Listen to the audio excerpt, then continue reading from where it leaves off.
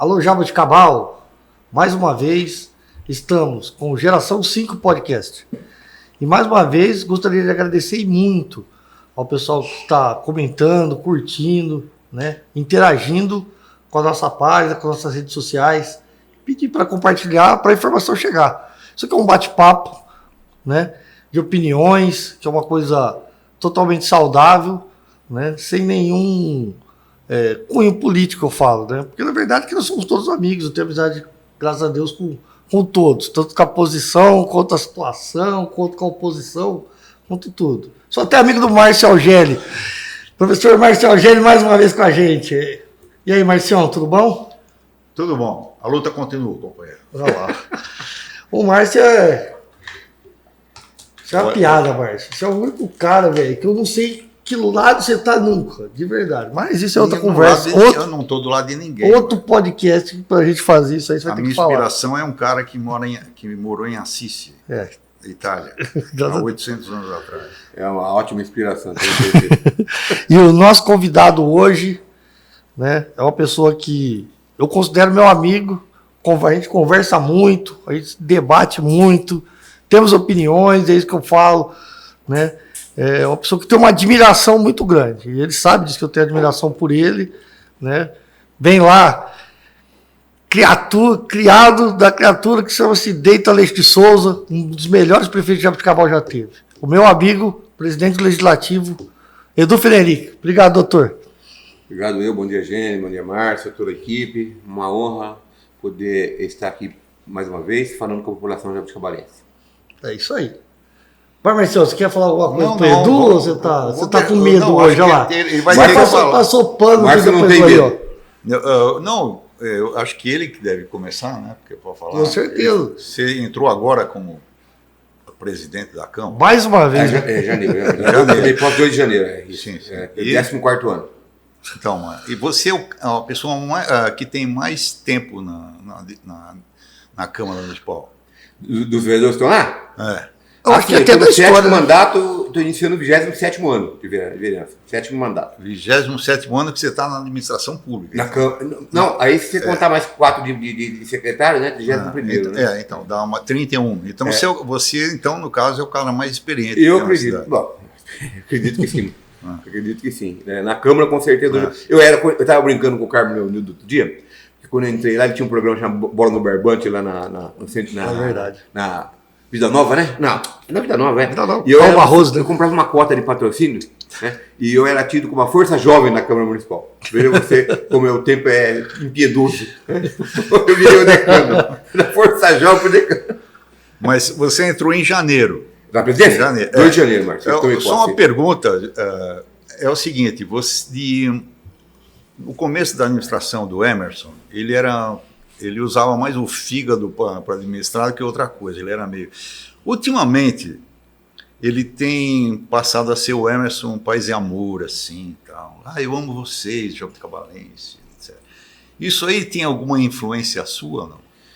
Márcio, olha, objetivamente não, propositalmente não. Evidentemente que a gente tendo um relacionamento mais próximo, né, com as pessoas, qualquer que seja a pessoa, evidentemente a gente recebe e pode promover algum tipo de influência. O que eu vejo é o seguinte, né? Alguém já disse, não sei se também foi o Nelson Rodrigues que falava isso, né? Pedindo um conselho para ele. Qual conselho que dá para os jovens, né? Ele falava envelhecei-vos, né? Porque a experiência você não compra no supermercado, em lugar nenhum. Você vai adquirindo com o exercício da função. Eu acredito mais que o Hermes tenha já alcançado a segunda metade do mandato, né?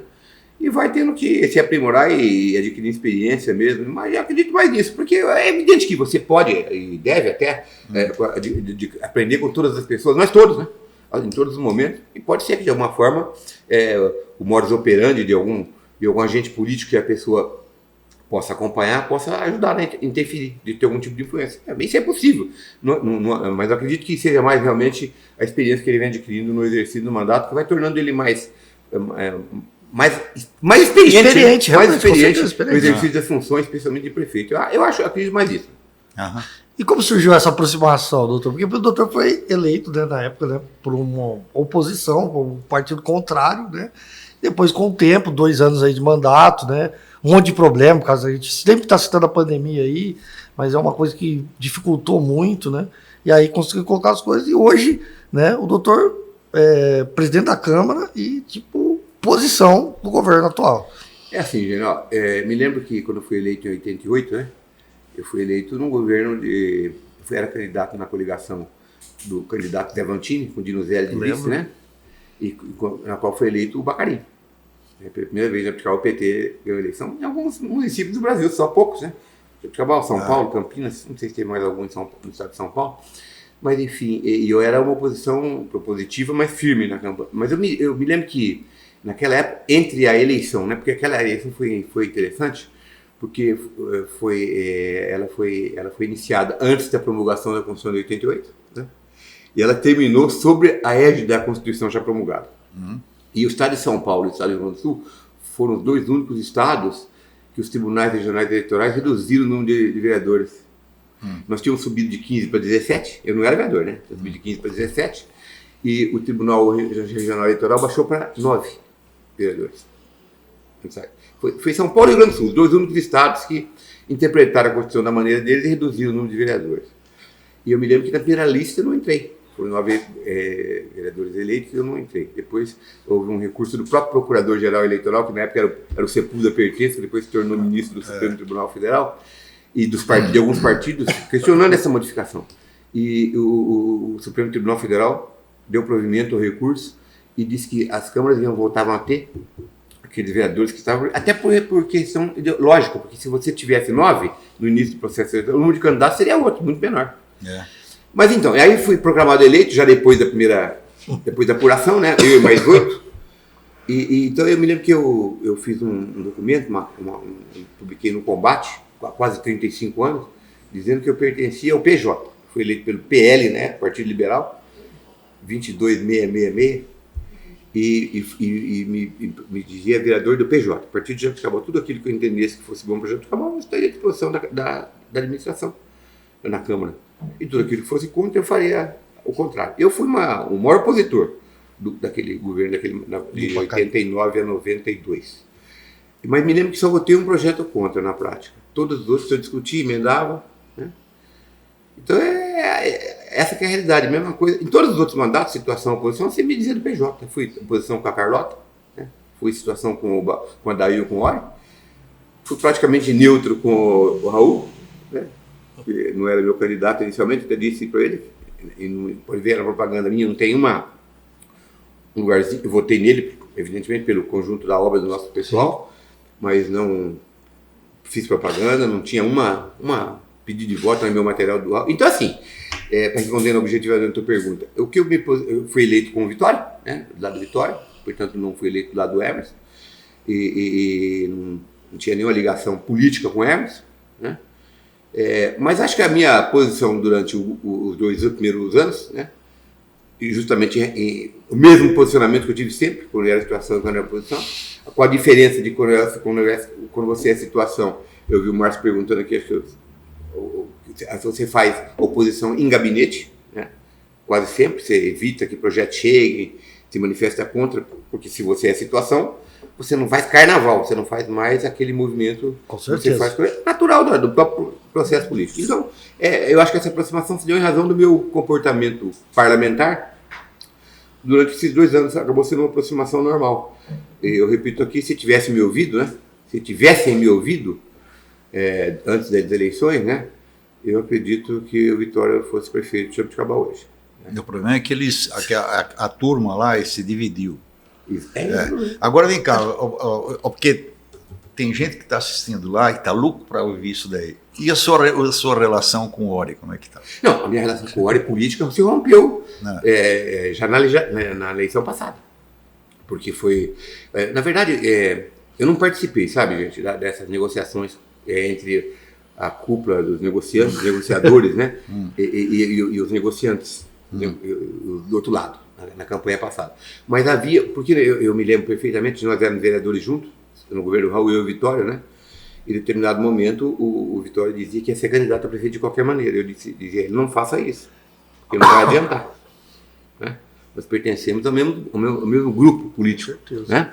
Então não faça essa cisão. E na negociação entre o Ori e o pessoal que negociava, os empresários, o pessoal que fazia a base das negociações, o Ori deixou claro que nas próximas eleições, que seriam 2020, é isso? 2020. O candidato dele seria o Vitória. E segundo as pessoas que participaram, eu não participei, diziam que ele não deixou lá condição alguma, se ele for bonzinho, se ele tiver voto, não deixou nenhuma condição pré-estabelecida, salvo o melhor juízo. O candidato dele, o compromisso era, com o pessoal lá, com o candidato das eleições de 2020, seria o Vitória. E essa foi a minha luta durante mais de 4 meses para marcar uma reunião com o Vitória, o Cláudio e eu, e o Ori, para justamente haver o compromisso, o cumprimento desse compromisso. Né? Isso, numa reunião de um sábado, depois de 3, 4 meses de tentativas, a reunião foi realizada. O Vitória deixou claro que o Ori precisava muito do apoio dele, no cumprimento daquele acordo, e ficou acordado naquela reunião que o acordo seria cumprido. Tanto que logo em seguida teve uma reunião, o Ori, eu não participei, mas lá no Hotel Recreio, com todas as pessoas que ocupavam cargo de confiança do governo do Ori, e ele ratificou isso, que esse seria o compromisso. Né? E essa era a minha expectativa, que esse compromisso fosse feito, nós tivéssemos então um candidato desse grupo, um candidato único. O candidato da sequência do trabalho. Como estava previsto, ele estava compromissado. E eu tentei de tudo, Márcio. Eu recebi o pedido de um candidato a vice, chamei o Vitória no mesmo sábado, mostrei que a candidatura dele só seria viável, teria chance, não é que ele ganharia, né? Não é que nós ganharíamos a eleição, mas a única possibilidade matemática que existia, na minha opinião, de ganhar do Emerson, é que todos se somassem, que o Ori e a Adriana fossem para a rua e que o João Roberto não saísse candidato e se somasse com a gente. Essa era a proposta. Isso que eu levei para frente, né? E aí eu falei que isso envolvia aceitar um vice indicado pelo grupo do Ori, né? Envolvia, naturalmente, acordo é isso, né? Acordo é a divisão de poder. E eu fui trabalhando essa ideia, né? Mostrando que a única... E ainda assim era possível, não era que era certeza, né? A minha interpretação é que a gente fosse ganhar, podia ganhar por uma quantidade pequena, quantidade mínima de votos. Se ganhasse, né? Porque o candidato fermentado era, todos sabiam, quase ganhou a eleição passada por menos de 200 votos. Com certeza. E a coisa foi andando, eu em cima ninguém respondia nada, eu tentando de todas as formas que isso ocorresse, até que em determinado momento, né, me ligou meu amigo Carlinhos Santiago, meu primeiro suplente do MDB lá na Câmara, me dizendo que tinham decidido lá na prefeitura que sairia candidato o professor João Roberto, meu querido amigo professor João Roberto, ex-colega de Câmara, com o meu querido amigo Cláudio Almeida de vice. Eu falei, então está decidido, então vocês podem preparar o terno do Emerson. Isso é matemática, isso não é ciência política. Não precisa ser nenhum pensador político para saber que acabaram as eleições. E aí a coisa evoluiu nesse sentido, e eu não tinha a menor dúvida que a eleição estava decidida para prefeito. E eu só torci porque no dia 15 de novembro, que as eleições foram realizadas no dia 15 de novembro, aquela emenda constitucional que alterou a data, né? Para eu estar errado, e torci para que o Emerson ganhasse por uns 3 mil votos, né? Para a gente estar errado na interpretação, mas quando abre o computador, vocês tomam os votos do João Roberto e do Emerson, e verificar do Vitória, e verificaram que nós teríamos ganho por 300 votos. Um pouquinho mais, talvez, que aquele pessoal que vota em quem vai ganhar, né? Vocês sabem disso. Mas que seja, se fosse por 2 votos, seria o dobro do que necessitava, né? Então, eu vi que, eu infelizmente vi que aquele raciocínio que nós desenvolvemos antes da campanha estava correto, que era a única maneira que tínhamos de ganhar do Emerson. Mas tudo para mostrar que, a responder a pergunta do Márcio sobre o problema do Ori. Então, politicamente, eu já não participei da eleição com o Ori em 2020, né? Eu já fui do grupo do Vitória. E o Ori apoiou o professor João Roberto. Então, politicamente, nós não temos relação mais. Eu continuo a minha relação pessoal com ele, não tem problema nenhum. Com certeza. Né? Hoje, o Ori se torna... Hoje não, já há algum tempo, nós somos adversários políticos, mas somos amigos, imagino eu. Pelo menos esse relacionamento que eu tenho com ele, o tratamento que eu dedico a ele. Não estaremos do mesmo lado, jamais. na política. Não há essa possibilidade. Isso aí você pode cobrar de mim. Porque a gente mas talvez um dia você possa. Eu digo o seguinte, hoje eu sou... Bom, aí... Pois é, a situação é diferente, com duas situações. Não sei se vocês vão fazer essa pergunta, mas se quiserem eu já responda, né? Antecipadamente, sobre a vinda do Emerson para o MDB. Imagino que seja uma pergunta. Sim, com certeza. E com certeza ela tem que vir. Mas isso, cara, olha, eu vou contar para vocês só acreditem se quiser. É assim, eu já tinha decidido, né, em razão disso, que eu ia marchar junto com o Emerson na próxima eleição, no ano que vem. Eu tinha já afinado politicamente com o Emerson, no desenrolar desses 2 anos, desse primeiro mandato. Depois ele entendeu que era melhor que eu fosse presidente da Câmara e trabalhou para isso. Né? Isso foi importante. Importantíssimo, decisivo, né? Como quase sempre, né? Com certeza, o prefeito tem muito. O prefeito, o governador, o presidente, quase sempre participa de alguma forma nos processos eletivos dos respectivos parlamentos. Mas eu estava aqui imaginando, né, qual seria a mecânica, onde é que eu iria? Como é que seria na hora da janela partidária, né? Para onde que eu iria? Não só eu, né?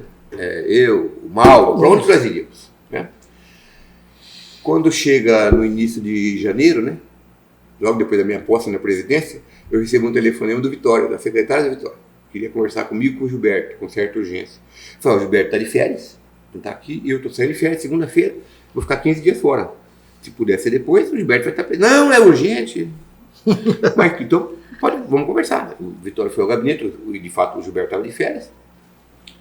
Quando o Vitório me comunica que tinha conversado com a família, né, e tinha decidido sair da presidência do MDB. Esse foi o início da conversa dele para mim. Mas continuou, não só da presidência, do MDB. Desfiliar. Porque senão eu continuo ligado, não resolve nada. Foi um rompimento que pegou todo mundo de surpresa, até porque a família é MDB desde, entendeu? O Vitório já era presidente do partido, sei lá, 30 anos, 20 anos, sei lá. Mais de década, com certeza. Aí eu falei, isso é muito radical, você tem certeza disso? Né? E ele falou, tenho certeza, e eu vou comunicar o Baleia e o Léo, partido, eu vou comunicar rapidamente, já estou com o ofício pronto desde o final do ano, mas agora que eu vou mudar até a data e mandar. E o Laurindo vai continuar, que é o vice-presidente, assume a presidência, né?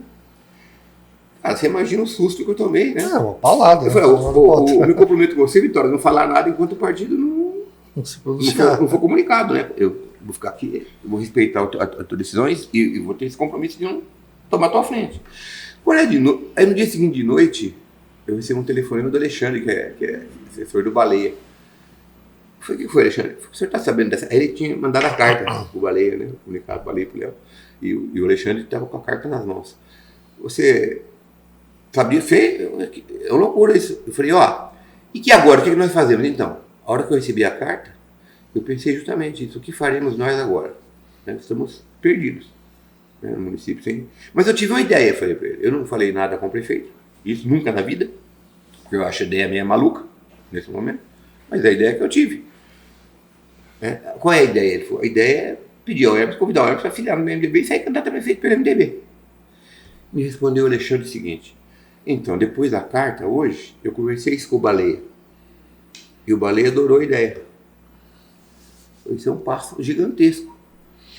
Aí eu fui, era quarta-feira à noite, eu tinha uma reunião com o Emerson na quinta, porque na segunda eu ia viajar, ficar 15 dias fora.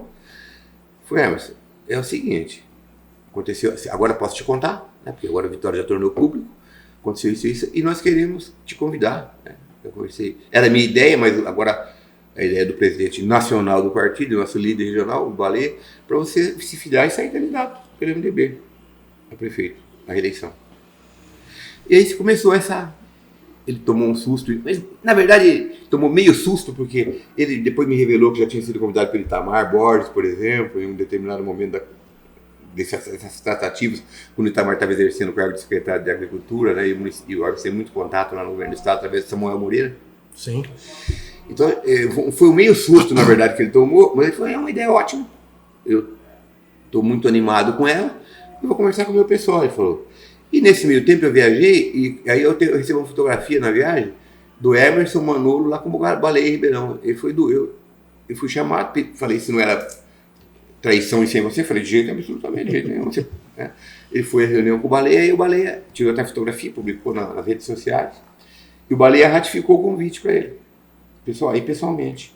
E aí só foi questão de afinar a sintonia fina, né? Para ocorrer a filiação dele. E aí eu falei, bom, agora se você vai filiar, nós temos que tentar fazer do MDB o partido mais forte de Jaboticabal, que é o partido do prefeito. Né? Ele já tem uma estrutura nacional, uma estrutura estadual, né? Forte. E a gente tem que tornar o MDB o partido mais forte. E é isso que nós estamos trabalhando para fazer. O partido mais forte de Jaboticabal. Filiamos já alguns candidatos, algumas pessoas. Estamos trabalhando nesse sentido, né? Você vieram já 3 secretários junto com ele, né? Imediatamente, no mesmo dia de filiação. Teve a filiação em Brasília, lá na Fundação Ulisses Guimarães, foi fantástico. Tem uma mesa cheia de prefeitos. Ele e o Léo abonaram a ficha do Emerson. E em seguida nós já tivemos audiência com o ministro de Estado das Cidades, né? O Jader Filho. E você precisa ver como o Jader tratou o Baleia, né? Nessa dia foi coisa de cinema. O Baleia, de fato, ele é um agente político fortíssimo. E a expectativa é que isso possa ter uma boa interferência, uma boa influência, no bom sentido, né? Nas eleições do ano que vem, com esse apoio do Baleia. É isso que eu falo, esse relacionamento, né? Hoje, até tanto no meio empresarial, meio público, meio político, né? O relacionamento é o que manda, não importa, entendeu?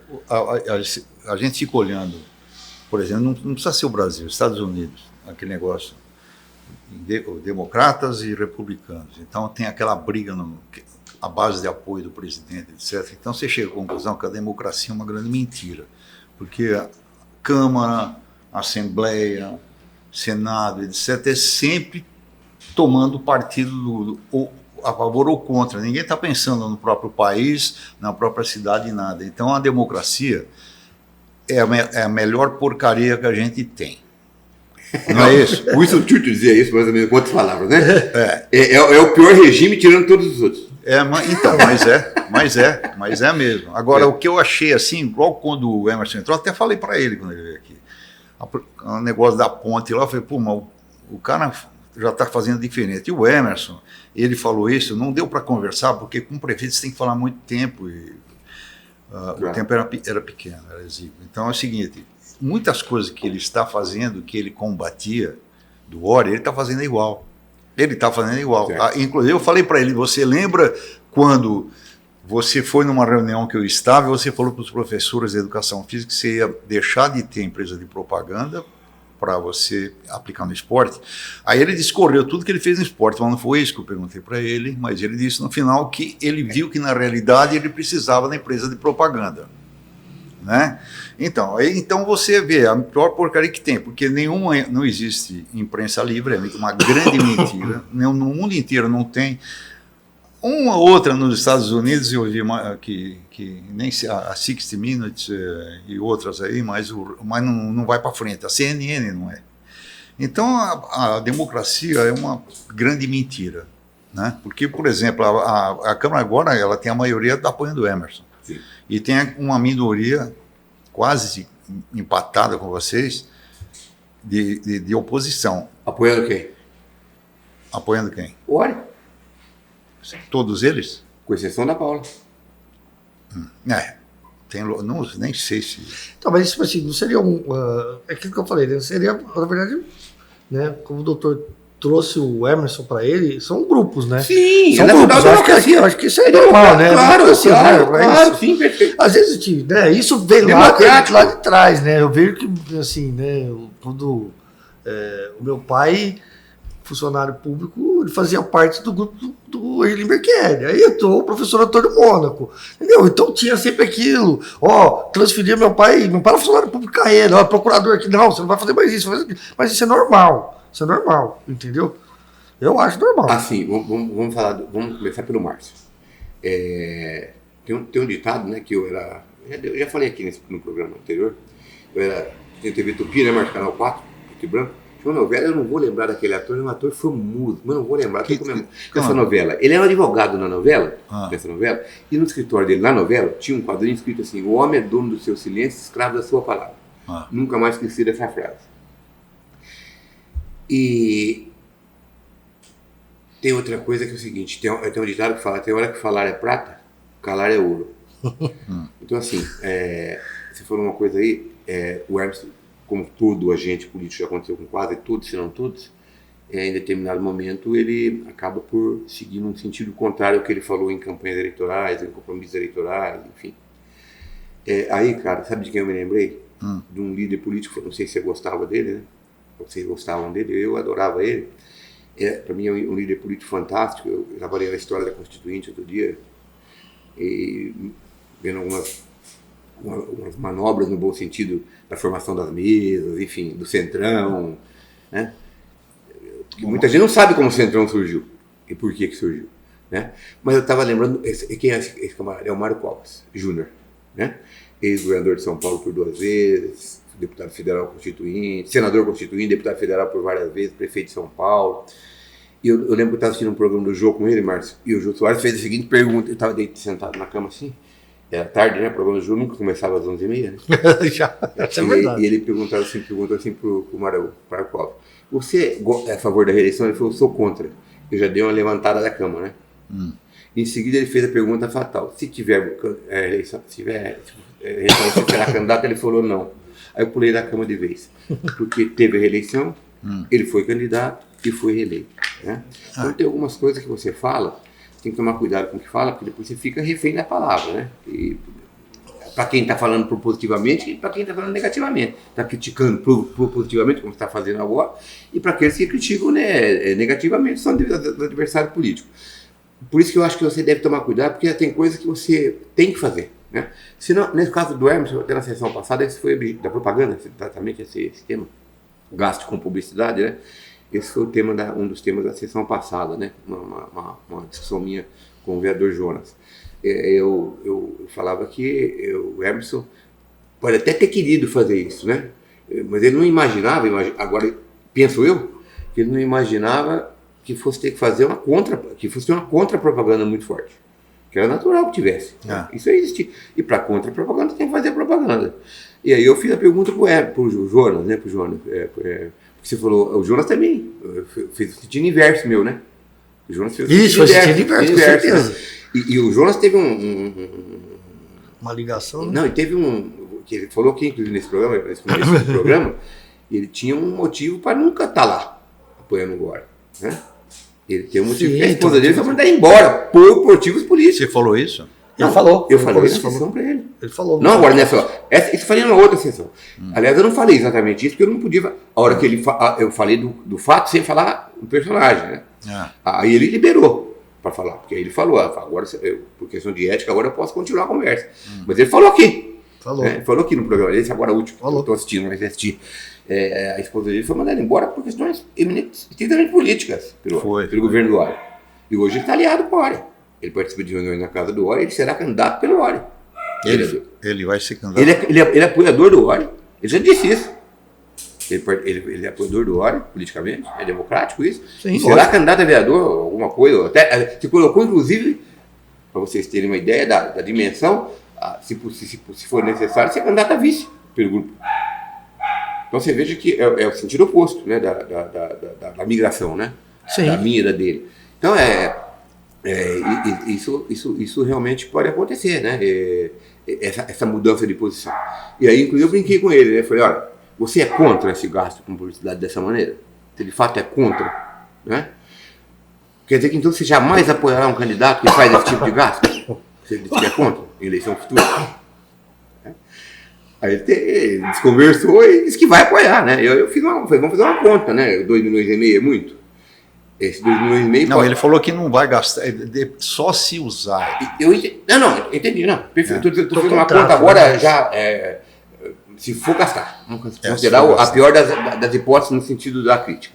Se você somar esses 2,5 milhões, com o máximo de 800 que pode ser gasto ano que vem em razão da legislação eleitoral, você vai ter 3.300, você vai ter que dividir por 48, não tem outra maneira. Para saber quanto o governo gastou, ou por 48 para saber quanto gastou por mês, ou por 4 para saber quanto gastou por ano. E não tem dúvida, você vai ter que fazer o comparativo. Não é? Com a gestão anterior. E quando eu falo isso, eu não faço em tom de crítica, porque eu estou de acordo com o gasto que está bem feito. Eu nunca fui contra isso lá na Câmara. né? No governo do Ori, por exemplo. Eu não estou fazendo crítica ao Ori, absolutamente. Eu estou fazendo a comparação.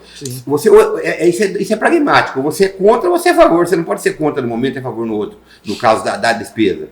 Eu perguntei, você vai ter que dividir 12 milhões por 4. Eu perguntei, ele fez uma conta de 7, que jamais será 7, até porque não poderá, nem sei se é porque não necessitaria gastar, que não poderá, em face da lei, né? Será no máximo 3 milhões e meio, 3.300, né? Em razão da lei. É muito diferente de 12. Né? Então, quer dizer, você tem que se posicionar.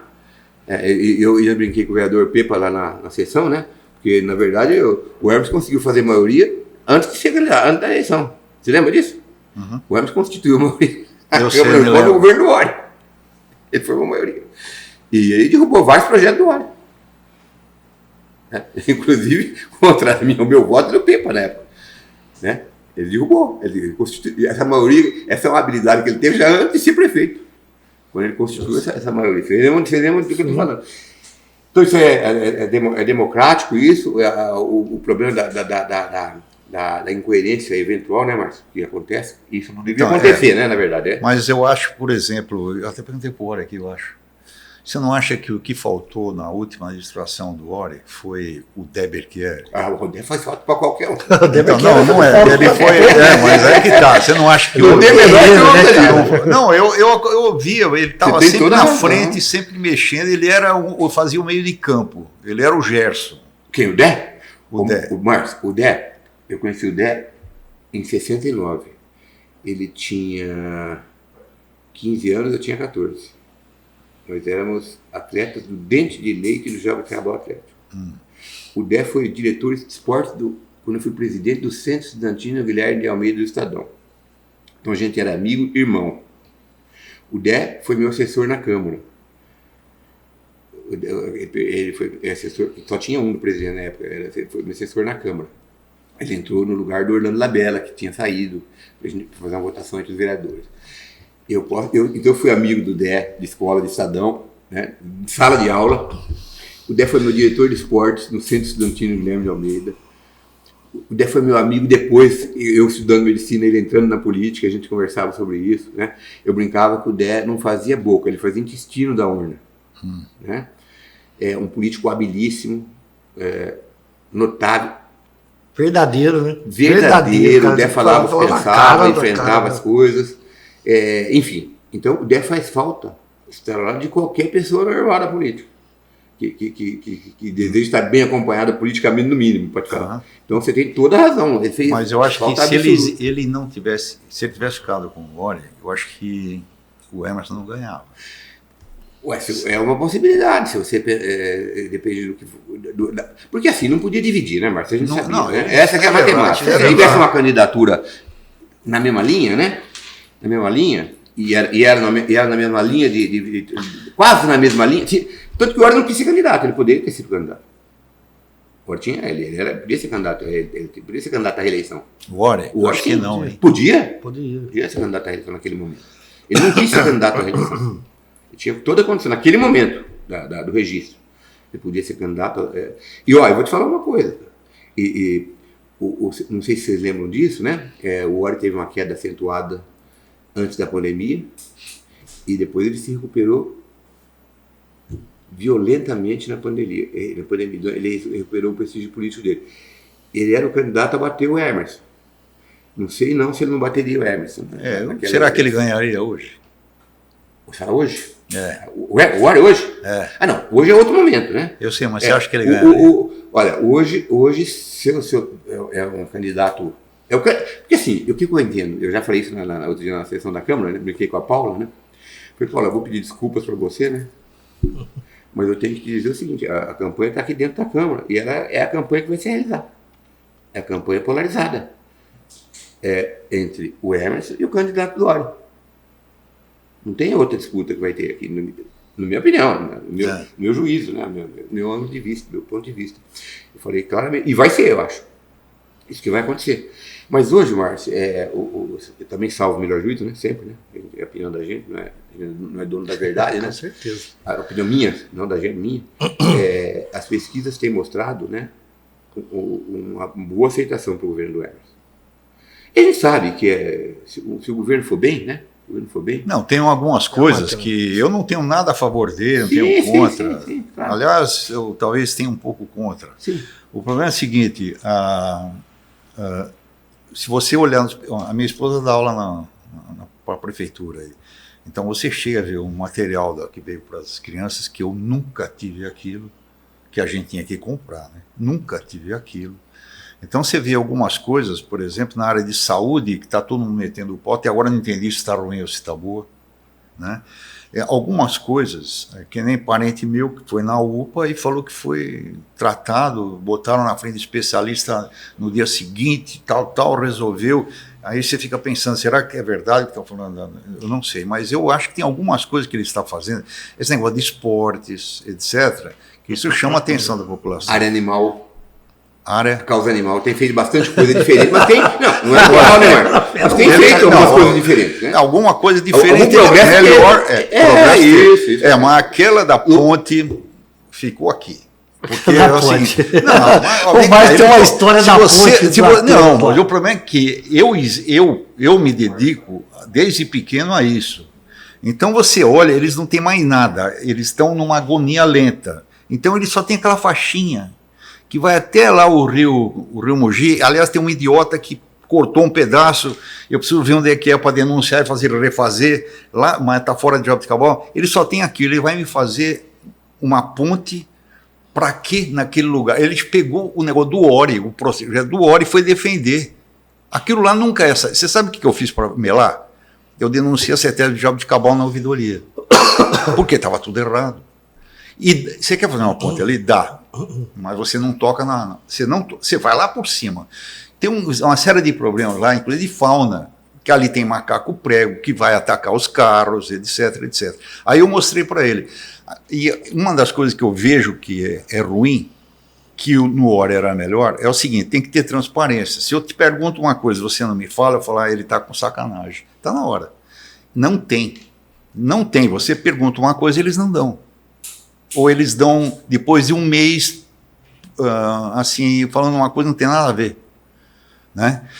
Então é o seguinte, eu tenho isso contra ele. Agora, que ele está fazendo umas coisas melhor, assim, que está chamando a atenção, tá. Agora tem uma coisa, ele falou que ele entrou em 88, então ele é testemunha de uma coisa que a gente sempre fala aqui.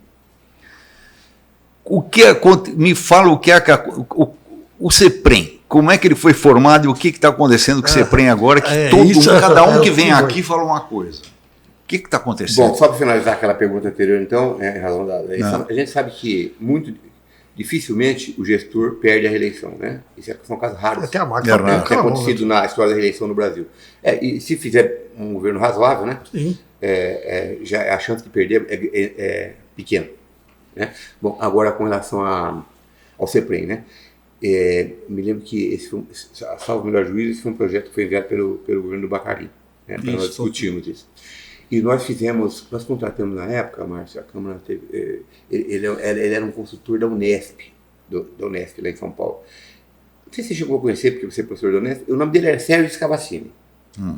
Era um especialista no departamento pessoal de recursos humanos da Unesp, com relação ao regime próprio. A gente estava na dúvida se optava pelo regime próprio, se ficava no regime geral. E depois de muito estudo, a Câmara de 88 era uma Câmara muito bem formada, não sei se vocês lembram, tinha pessoas muito experientes, Adail, Dalcio Miranda, Ulisses Morelli, o professor Aires de Campos. Tinha um pessoal bem formado intelectualmente, politicamente, né? O Gebara, né? O professor Gebara, a própria Carlota, a professora Carlota era vereadora, né, de primeiro mandato. Nós tínhamos lá um pessoal que alguns já estavam lá há algum tempo, eram bons vereadores. E a gente, depois desse estudo todo, concluiu isso pela escolha, né, pela opção pelo regime próprio. Bom, aí a administração vai fazendo algumas coisas, porque o problema todo do déficit é com relação ao poder executivo ao longo do tempo, né, porque nós, servidores, contribuímos sempre pelo máximo. Né? E continuamos fazendo isso, até porque não tinha querer, né? É compulsório, você não descontar na folha, desconta em folha. Desconta em folha. Então, assim, a primeira coisa que aconteceu, tinha uma coisa na prefeitura, que eram os efetivos, que era o Sasson. Não sei se o SASSON tinha serviço só de saúde, mas enfim, o SASSON era tido como aquela entidade dos efetivos, porque eles tinham feito concurso. São poucos, relativamente poucos. Naquela época, inclusive, o prefeito contratava e mandava embora, antes da Constituição de 88. Já na posse não, já tinha Constituição, né? Mas antes, né? Porque eu participei do governo do professor Dayton, eu entrei lá em agosto de 83, como médico, mês de agosto. Então eu participava de todas as reuniões de secretário, é como se fosse um secretário de saúde, sem ganhar nada, né? Mas eu não tinha, era um secretário entre aspas de saúde. Tanto que eu tive a ideia do CIAF no que diz respeito ao setor de saúde do CIAF, não da educação, ao ambulatório básico de saúde, que era ginecologia, clínica médica e pediatria. Então eu participei desse governo todo do Professor Bacari. Do prefeito Dayton. Naquela época, assim. Quando ele saiu, eu fui eleito vereador, né? Quando eu fui eleito vereador. Eu fui eleito em 15 de novembro de 88. Ele saiu 31 de dezembro de 88, acabou o mandato dele. E naquela época, o regime era seletista, né? Seletista, regime do funcionário público. E era interessante porque é o seguinte: você olhava para a casa do funcionário, não está trabalhando, você mandava ele embora. Exatamente. Você contratava sem falar com ninguém também. Não tinha, e mais que isso, você fixava o salário da tua cabeça. Esse vai ganhar tanto. Então, podia tudo isso, né? Não tinha ainda a Constituição de 88. E o regime era esse. E tinha esse pessoal do SASSON que foi trazido sem ter contribuído, né? Entrou e passou a aposentar pelo CEPREM. E uma outra coisa que levou tempo para ser feito, e o pessoal faz com muita competência isso hoje, a doutora Rita coordena isso com a equipe dela lá na prefeitura, é você fazer aquela compensação de regime, né? Quando você aposenta, você que iniciou no regime seletista, né? Paga pedágio. Você vai lá e busca aquele tem dinheiro que você recolheu. Isso. Né? Porque você era seletista, né? E vice-versa, se você mudar para o regime seletista... eu tive que fazer isso. Não, eu aposentei assim, porque quando eu entrei na prefeitura eu era seletista. Se eu deixo, você está contratado. Está contratado. Ele gostava de mim. Assim. Eu era moleque de colo dele lá do Instituto do Estadão. Né? Aqui, a gente faz aqui 5 programas contando a história. Como é que o Dé me levou na moto cinquentinha, na garupa, lá pro Dayton, uma sexta-feira. Eu falei, Dé, você precisa arrumar emprego para mim, velho. Eu estou desempregado. Sou médico, estou desempregado. Era uma sexta-feira, na loja de cortina dele, a Avenida Pinto era mão contrária. Ele falou, hoje é dia, olha só, tinha isso, cara. Hoje é sexta-feira, é dia do vereador falar com o prefeito. E me levou lá na sala. Eu não tinha votado no Dayton, eu tinha aquele voto vinculado, eu tive que votar no Montoro. Eu queria votar no Montoro, não podia votar no Dayton. Veja que loucura. O Bobeirinho meteu aqui sendo do voto vinculado. E eu entrei na sala. Eu comuniquei para ele quando ele ganhou, eu cumprimentei ele pelo telegrama e falei que não tinha podido votar nele. Esse homem vai me odiar pelo resto da vida. Quando eu entrei no gabinete, ele largou o dedo de lado e me colocou no colo. Foi simples assim. Inicialmente eu ia trabalhar no pronto-socorro. Ele falou, eu vou te empregar. Ele respondeu para mim. Passou um tempo, me ligou, sexta-feira. Tem um emprego lá no pronto-socorro. Ele falou, amanhã, sábado, você vai lá conversar com o Avelino, o doutor Avelino, Geraldo Martins Neto, que morreu, que é o nome lá da SAMU, né? É isso? SAMU? SAMU. Ele era diretor do pronto-socorro, né? Que é UPA hoje, pronto-socorro municipal, que é o Girinho que criou, com o Jamil na época. E eu esperei umas 2 horas lá, para ser atendido no sábado. Aí ele me chamou, eu falei, o Neto, chamava de Neto, porque a gente tinha esse vizinho de porta ali no escritório do Dino Zera, aqui na Marechal Deodoro, eu morava em frente, morava naquela casa, e ele era estudando medicina mesmo. Aquela esquina ali. Na esquina, onde é o banco hoje. Onde é o banco ali. E eu falei, tem uma vaga no pronto-socorro, e o professor Dayton mandou para você me contratar aqui, nessa vaga. Eu falei, não, Edu, mas tem alguém na tua frente. Eu falei, você não entendeu nada que eu falei, Neto. O prefeito mandou lá. Eu falei que o prefeito, que eu, entre aspas, o dono do pronto-socorro, me mandou aqui para você me contratar, ele não mandou perguntar nada se tem alguém na minha frente. E aí? Cara, e aí tinha uma coisa que você não entrava no hospital, Márcio. Aqui, você não conseguia entrar no hospital nenhum, era uma loucura que você entrar no hospital. E olha, como é que eu ia ficar sem hospital, sendo ginecologista, etc.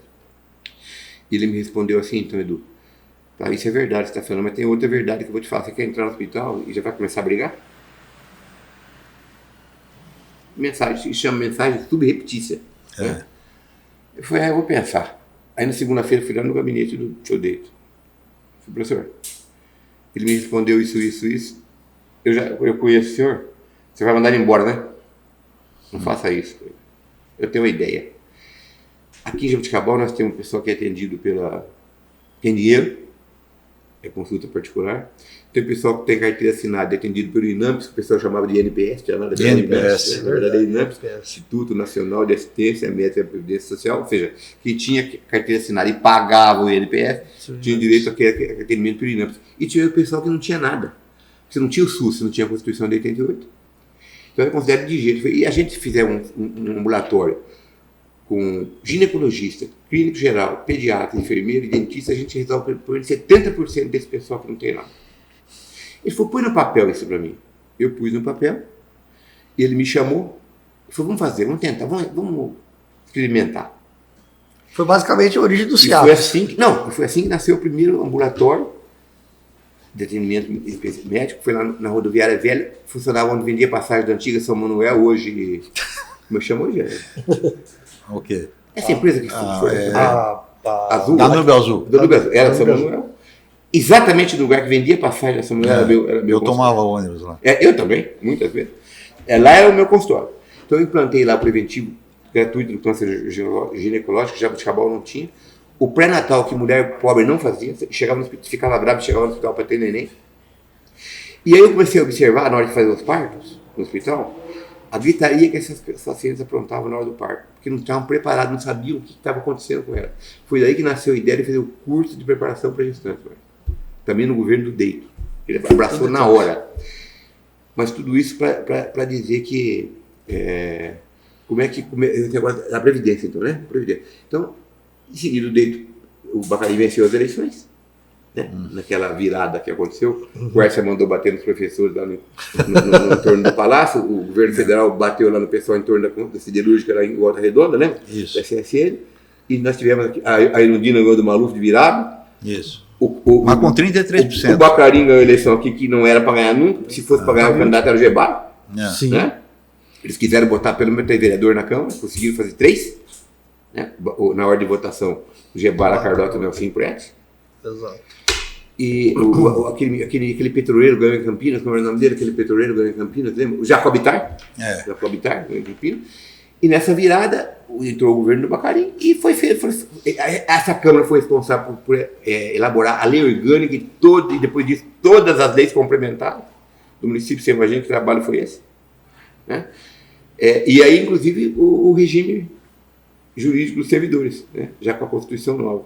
E com esse estudo todo, inclusive com essa contratação dessa assessoria da Unesp, de São Paulo, né? Cujo consultor maior era o Sérgio Escavacini, não sei se você conheceu o Sérgio Escavacini. Eu ouvi falar. A Câmara resolveu aceitar a proposta do Executivo, né? Que era o prefeito Bacari, e adotar o regime estatutário que foi o CEPREM. E aí já veio esse pessoal herdado, que chama, que agora nós já desvinculamos, né? Já tiramos do CEPREM, ou seja, cada Câmara, a SAEG, a Prefeitura, pagam pelos seus herdados, eles já não participam mais disso. Mas ao longo do tempo, né? Ao longo desse tempo, o Executivo foi deixando de recolher. Diversos executivos, aí não vamos nominar, porque a escala a gente seria até injusto se começar a nominar. Mas de toda sorte, o Executivo não cumpriu a sua obrigação de repassar o CEPREM. Mas isso também, mas parece que faltaram 3, parece que, segundo a Maria Elvira, ele já começou errado, porque parece que um dinheiro teria sido aplicado a uma outra coisa. Isso aconteceu? Isso não sei, mas eu tenho essa informação. Quer dizer, claro, isso também, e aí você sabe disso, né, Márcio? E, gente, nós vamos nos reportar os fundos, né, Márcio? Das grandes estatais, né? E aí, com dolo ou sem dolo, né? Por culpa, as aplicações erradas, né? Aí nós sabemos o que aconteceu ao longo do tempo. Então, mas por exemplo, perde capitalismo. Segundo estão dizendo, é o seguinte: a prefeitura ela tem que cobrir o buraco, né? E ela não está fazendo isso. Mas não consegue fazer. Por quê? Porque não tem recurso. Ele não tem recurso para fazer isso. O que Ribeirão fez? Mas chega a 2 milhões por mês? todo descapitalizado. Se você aumenta, por exemplo, agora teve aumento, né? Reajuste do servidor. Até teve aumento real de 0,8. Esse é uma mexaria de aumento real, mas teve. É o que o prefeito pôde dar, matematicamente falando. Então é o seguinte, aumenta também o do servidor aposentado. Né? Tem que aumentar. Não, é automático, né? Porque ele tem vinculação. Então, aumenta, portanto, o quê? A retirada do fundo. Né? E olha que essa administração... Mas por lei a prefeitura não tem que cobrir? Não, mas o executivo tem que cobrir, mas ela tem que cobrir de onde? Porque assim... Não tem dinheiro, mas você tem que... Por exemplo, eu sei quanto que eu gasto por mês, a prefeitura devia estar vendo isso. Mas você tem uma coisa na prefeitura que é o seguinte, ó, a prefeitura hoje tem... Não é agora não é nesse governo, já é um governo. Ela tem tido quase capacidade de investimento zero. Ela tem as duas vinculações percentuais, as duas únicas constitucionais, né? Que é educação e saúde, né? Educação 25% em saúde, 15% que o município já gasta há muito tempo, quase 25%. Né? E isso não é de agora, sempre foi assim. O prefeito sempre, até por algumas vezes, até por decisão judicial, de respeito à medicação, por exemplo. Mas enfim, já gasta quase 40%. Você tem a folha de pagamento, que embora você não der, se você não quiser dar reajuste, se não puder, ela tem um aumento vegetativo, né, que é aquele aumento da sexta parte, aumento dos quinquênios, que acontece naturalmente, independentemente de autorização legislativa. Então você fica numa situação muito difícil. E aí vocês falaram aqui outro dia sobre, eu não sei se foi com a Maria Elvira que vocês falaram sobre isso. Ou quem foi o último? Antes do Jonas, vocês fizeram entrevista com quem? Com o Casagrande. Então, mas acho que foi com a Maria Elvira que vocês falaram mais especificamente sobre o problema da reforma previdenciária. Sim, foi. Né? Eu não sei se vocês conhecem. Conhece alguma reforma previdenciária que foi feita para dar 1 centavo de ajuda para o servidor? Não conhece, né? Não existe. Não. É sempre para tirar alguma coisa. Não existe outra reforma previdenciária nesse sentido, né? Previdenciária, não administrativa. Então, assim, não tem mágica, Márcio. O Emerson conta, eu não tive contato com isso, mas o Nogueira, né, que é o prefeito de Viana pela segunda vez, ele falou, olha, eu preciso fazer reforma previdenciária, senão eu não tenho dinheiro para pagar o aposentado. Não deixaram ele fazer, eu não sei se é verdadeira essa informação, eu não me informei, mas ficou 4 ou 5 meses sem pagar aposentado. Que loucura que é isso. Bom, mas aqui a tendência não é essa? Sim. Aqui nós estamos falando disso, você mesmo fez essa pergunta, né? E ela respondeu, não quebra, não foi isso? Não quebra porque tem dinheiro. Isso, não quebra. Não foi isso que ela respondeu? Foi isso. Foi. Então, assim, o Hermes já fez grandes coisas na reforma previdenciária. Né? Você já tirou, ou já igualou o teto, que não era assim, o teto do investimento do servidor público ao teto do regime geral. E você já trouxe para dentro do regime geral a previdência complementar. Se você entra no serviço público e quer receber acima do teto, você passa a fazer parte da Previdência, como é no serviço público federal hoje. Porque o governo federal, na verdade, ele trouxe para o regime próprio muita coisa do regime geral, que ele reformou, né? Ele conseguiu reformar o regime geral. Então, você trouxe isso. Você trouxe a obrigação, você trouxe mais 2 ou 3, você tirou os herdados da folha, você fez que nós aprovamos que cada instituição fique com seus herdados e não saia mais de CEPREM. Agora, você vai mexer mais fundo, você tem que mexer na contribuição do aposentado, que não tem hoje até o teto, né? Até o teto do serviço público, do regime geral, você não cobra nada do aposentado. Se você fala porque você fala que é pouco, se você puder 10%, né?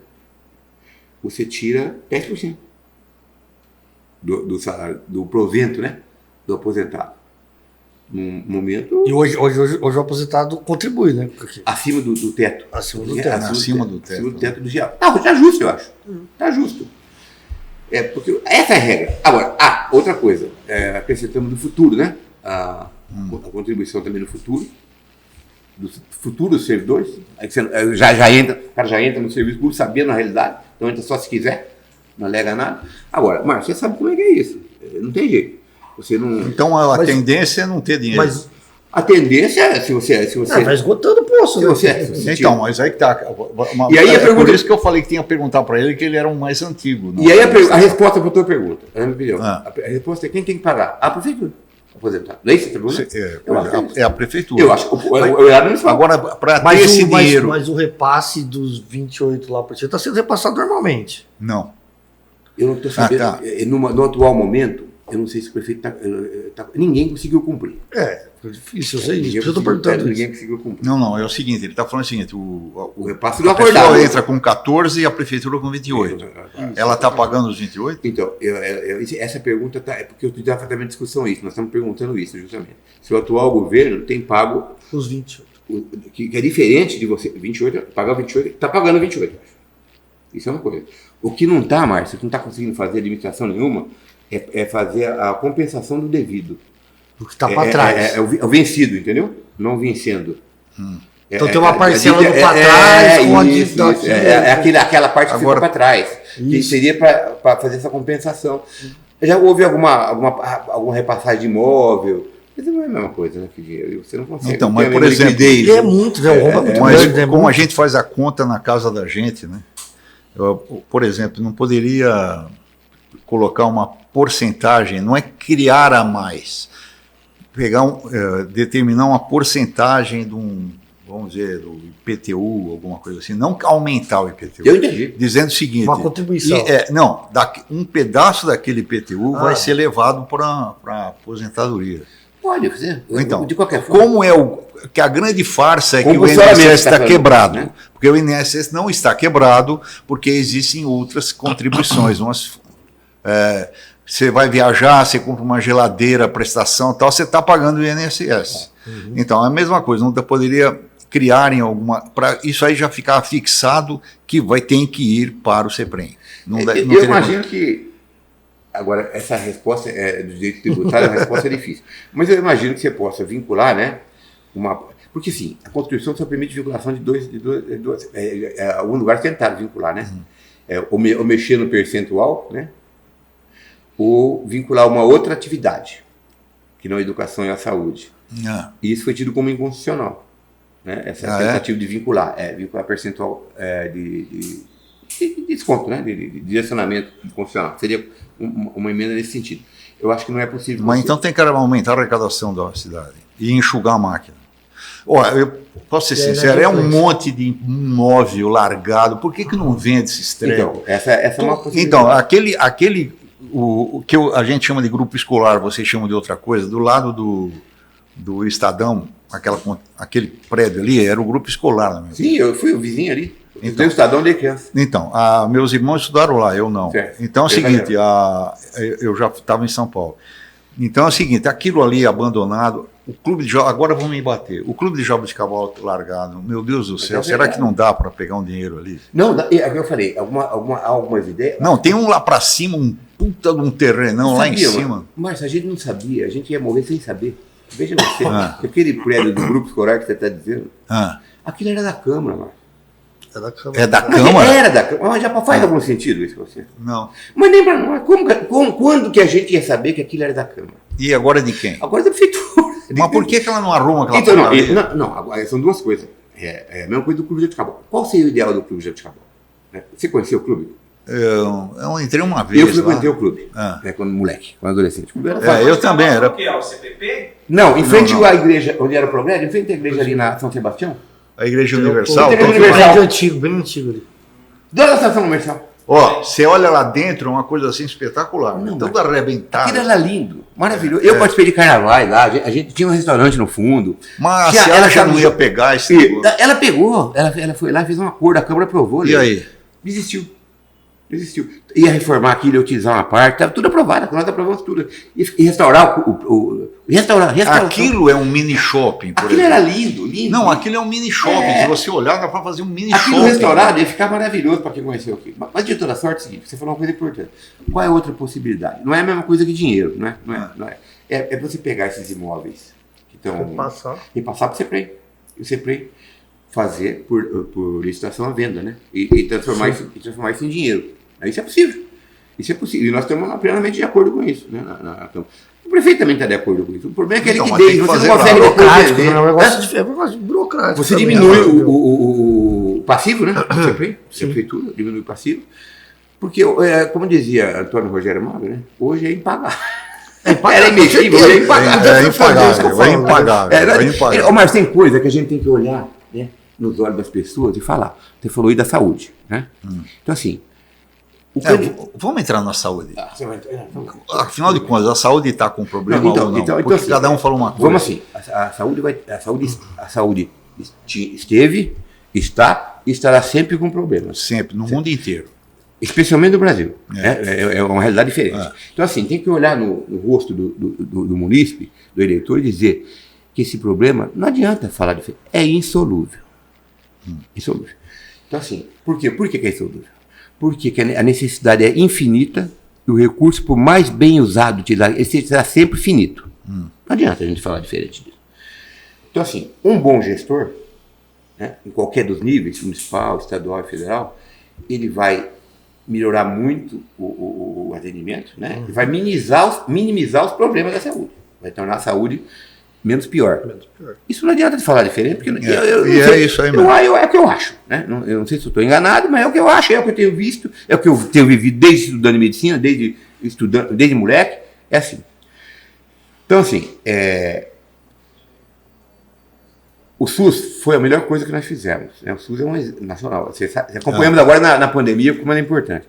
E não tem, os Estados Unidos não tem SUS, por exemplo. Você sabe, é uma loucura. Quase nenhum lugar. Não tem. Então, é interessante que se a pessoa for atendida, e ela não puder, ela vai ser atendida. Mas só que ela vai ficar devendo a alma pro diabo. Isso. E não adianta, vem a cobrança, execução, enfim. Então, assim, um bom gestor, né? Um bom gestor, é a outra coisa que acontece. Isso já tem a ver com a formação médica, hoje. Eu vou falar uma coisa que muitos colegas não vão gostar, mas não adianta. Qualquer faculdade de medicina que você sai, eu disse qualquer faculdade de medicina que você sai, inclusive as top, as tidas como primeira, não adianta, se você não fizer residência, você não será um bom médico. Não adianta, velho. E tem uma coisa... Se não fizer o quê? Residência médica. Mas é um absurdo. Eu vou concluir justamente isso. E na medicina devia ter uma coisa que tem no direito. Já está... você não advoga se não tiver passado pela prova da OAB. Hoje você sai da faculdade... Hoje não, sempre. Eu também saí, assim. Quando você sai da faculdade de medicina, se você deixar, eu posso operar a tua cabeça. Embora nunca tenha chegado perto de uma. Quase nunca, né? Você é obrigado a chegar na anatomia e tudo. Mas eu falo, nunca tenha mexido em uma. Mas você pode operar a tua cabeça. Se você deixar, deixa eu operar e eu vou operar a tua cabeça. Eu posso. Sem ter feito prova de nada disso. O que acontece com a residência médica? Lá atrás, inclusive no meu tempo, quando começou, tinha lugares que a residência médica, Márcio, era subemprego para médico.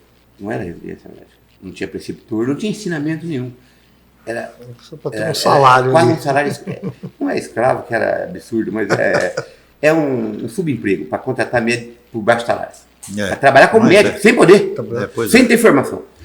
O que aconteceu? Houve uma reação violenta disso aí, né? E o Ministério da Educação e Cultura criou a chamada Comissão Nacional de Residência Médica. E foi atrás de credenciar o serviço de residência médica. Então, essa comissão andou pelo Brasil todo e descredenciou, e não credenciou, né? Não credenciou um monte delas. Uma enormidade, né? Que não era serviço de residência médica. E o que aconteceu em razão disso? Hoje, especialmente hoje, na realidade hoje. Hoje você tem um número exíguo de vagas de residência médica. Não tem vaga. O número em relação ao número de formandos. Então hoje tem o quê? Tem cursinho para residência médica. Você já ouviu falar? Não tem cursinho para vestibular? Tem que fazer um exame para entrar? Não, o exame sempre teve. Eu, por exemplo, fiz exame no Maracanã, feito pelo INAPS. Para fazer residência. Para passar, para ser ou não aprovado na residência. Sempre teve exame. Na verdadeira residência médica. Só que tinha mais vagas. Eu nem sei se tinha mais vagas, porque quando a Comissão Nacional de Residência Médica restringiu, diminuiu, mas tinha menos faculdade de medicina. Então tinha menos médicos formados. O volume era menor para essas vagas. Essa é a realidade. Então hoje você tem, quase ninguém passa. Hoje, quando passa um bom programa de residência médica, tem que agradecer a Deus. Mas tem cursinho hoje, e caríssimo, para você se preparar para fazer a prova para residência. Mas ele está saindo um profissional muito ruim. Mas não é só. Eu conheço uma pessoa que foi dar aula numa determinada faculdade em Ribeirão Preto, falou assim, eu dei aula uma semana porque eu não aguentei aqueles alunos, são muito ruins.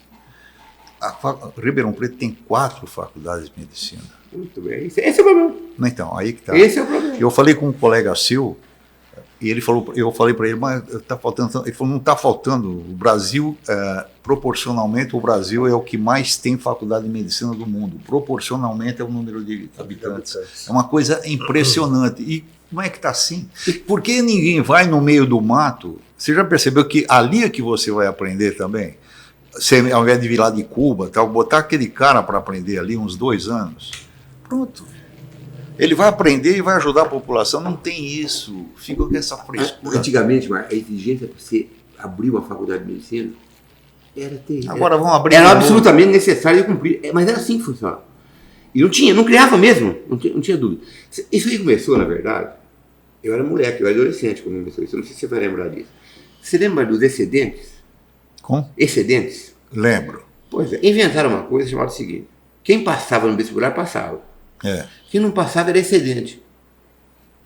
Nunca ouvi falar isso na minha vida. Quem passou, passou. Quem não passou, passou. Como excedente. E resolveram o quê? Inventar de criar no Brasil, pelo Brasil afora, faculdade de medicina para alojar esses excedentes. Esse foi o começo dessa história aí. Esse foi o pontapé inicial dessa história aí, no que diz respeito à faculdade de medicina. Em Ribeirão, por exemplo, você falou de tem 4, mas qual foi a... Você está lembrado que 2 se uniram para criar um curso? Não sei. 2 se uniram para criar um único curso, inicialmente. Mas já sabendo que aquilo é o embrião do segundo, para cada um ficar com um. E não tem jeito, velho. Não tem jeito. Você tem pessoal formado intelectualmente para dar aula para esse pessoal ganhando o que ganha? Você tem? Você encontra? Você encontra professor? Nós estamos falando de medicina agora, né? Mas isso vale para tudo. Isso vale no geral. Eu sou filho de 2 professores. Eu vou dar um exemplo. Eu, quando era moleque, meus pais emprestavam dinheiro à ajuda dando aula. Vocês acreditam? Eu ganhava o equivalente a um juiz. Emprestava dinheiro à ajuda dando aula. Meu pai era professor de português e latim, minha mãe trabalha dando aula. A minha mãe terminou a vida que se eu não pagasse o seguro hospitalu para ela, ela não tinha seguro. E se eu não entrasse com ela de sociedade, ela não podia financiar a casa que ela comprou. Simples assim. Então essa é a realidade do país. Com as exceções de praxe, né? Com as exceções de praxe. Você vai encontrar aquelas escolas particulares famosas que você tem pessoas ganhando muito bem, porque são os top de... Então assim, faculdade de medicina. Hoje você, como você não tem residência médica, você tem o profissional inacabado. Não, eles vão ficar bravos comigo, alguns colegas, mas eu tenho que falar a verdade. E que não estão completamente formados. Né? E onde que esse pessoal trabalha? Ele trabalha nos prontos atendimentos. Não, ele se forma e vai ganhar dinheiro na UPA. Prontos atendimentos. Prontos atendimentos. Porque e outra, faculdade particular é cara, hein? Absurdo. Não tem nenhuma que você gaste, eu vou falar um número aqui, só de mensalidade, não tem nenhuma que você gaste menos de 10 mil reais de mensalidade. Não estou falando livro, não estou falando moradia. Não, é um absurdo. Não existe mesmo. Não tem nenhuma. Não tem nenhuma. Nenhuma. Você gasta menos de 10 mil, salvo o melhor juízo. E é concorrido, 10 mil reais é bem concorrido, tem gente para caramba. Mas quantas faculdades de medicina você abrir, quantas vão ser concorridas? Com certeza. Porque ainda assim, ainda que você não consiga entrar na residência, ser aprovado no concurso de residência, trabalhando nesses plantões, Márcio, esses plantões de PAs... Então não paga muito, não. Não, Márcio, esses plantões... Mas quer ver uma coisa? Vou fazer uma conta comigo. Esses plantões espalhados aí pelo estado, pelo Brasil todo, né, na verdade, esses plantões eles pagam por 12 horas não menos que R$1.000. 12 horas? De plantão. Meio dia. De 7 a 7, ou de 7 a 19, enfim. É mais ou menos isso, em torno de R$1.000 por 12 horas. Se você der 15 plantões por mês, ou seja, se você trabalhar só meio mês e 12 horas por dia só, você ganha R$15.000. Quem neste país ganha R$15.000? Para trabalhar meio mês e 12 horas. Você acha que o salário não está ruim? Isso ele está falando. Não, o salário não está ruim no mercado. Então, quer dizer, mesmo para quem... Então, é para responder a pergunta do gênero. Quantas faculdades abrirem, quantos estudantes vão ter? Porque em qual atividade que você entra hoje, recém-formado, que você ganha R$15.000 por mês? Não, isso é verdade. Só que é sempre na UPA, né? Geralmente prontos atendimentos. Porque se esse cara abrir um consultório particular, vai ser difícil, hein? Nossa, mas eu... Não, vai ser impossível. Até de abrir, inclusive. Até de abrir. Você vai ter que gastar lá no consultório. Vai ter que ter um assistente, um atendente, vai ter que ter material, pagar os impostos e ter cliente. Bom, primeira coisa, no plano de saúde você não entra. Agora, o que eu acho, por exemplo, é que eu acho muito estranho em prefeito, por exemplo, você tem um cidadão lá que ele tem um problema precisa ser operado, vai para o sistema CROSS, aí chega lá e não anda. Pô, se eu fosse o prefeito, eu não estou fazendo campanha, não. Se eu fosse o prefeito, eu ia lá para o governador e falei, escuta, meu filho, você está se sentindo mal? Tem meia dúzia de gente lá quase morrendo e não tem uma porcaria num lugar para ele ser operado, no sistema CROSS, etc, etc. E quebrava o pau por isso. Nenhum prefeito faz isso. E tem um outro problema também. Por exemplo, tem pessoas que você olha e você sabe que que nasceu para aquilo. Vou dizer o Auricimar nasceu para ser secretário de promoção social. Aquele Alexandre do quê? Martins. Ele está numa secretaria, eu acho que ele é ótimo. Agora, colocaram antes tinha o André era uma pessoa sensacional, etc. E ele lutava, ele me mostrou uma vez, ele fez um diagrama de blocos, como ele ia resolver, ele era todo dedicado. Ele saiu, não sei porquê. Ele pediu para sair? Ele pediu para sair. Aí entrou esse de agora. Ele não tem experiência nenhuma. O que ele vai fazer lá? Eu não entendo isso. É uma indicação política que mostra que o secretário na administração atual é de mentirinha, ele não está mandando nada, quem manda é o prefeito. Porque o que é que ele entende da área de medicina? Nada. Assim, o que ele entende da área administrativa? Nada. Eu sou suspeito para falar, porque não sei se você sabe, eu enfrentei eu consegui segurar isso aí mais de 20 anos. 90, né? 90. Muito mais de 20 anos. O pessoal falava que era corporativismo. De colocar um médico. Né? Obrigar que fosse um médico. Claro que o médico... Médico da área de saúde, né? É o médico que... Aí a escolha é tua. Eu escolheria sempre o que me atendesse, porque o xingado seria eu, né? Eu acho isso sempre. Então, isso vigorou, derrotamos várias coisas, até que não chegou a hora que não tem mais jeito. Então, assim... Então, ficou... E outra coisa. E aí eu enfrentei essa outra... Na hora que eu vi que eu não ia ganhar mais, eu ia perder essa... Eu tentei que fosse então um profissional de nível superior da saúde. Era menos mal. Sim.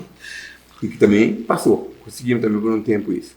Teve dentista. Sim. Teve o André. Isso. Não, é assim, o Serginho hoje não tem ligação política com nada. Política, partidária. Inclusive ele não participou da última campanha, ele não foi candidato. Ele não quis ser candidato, foi convidado, não quis ser candidato.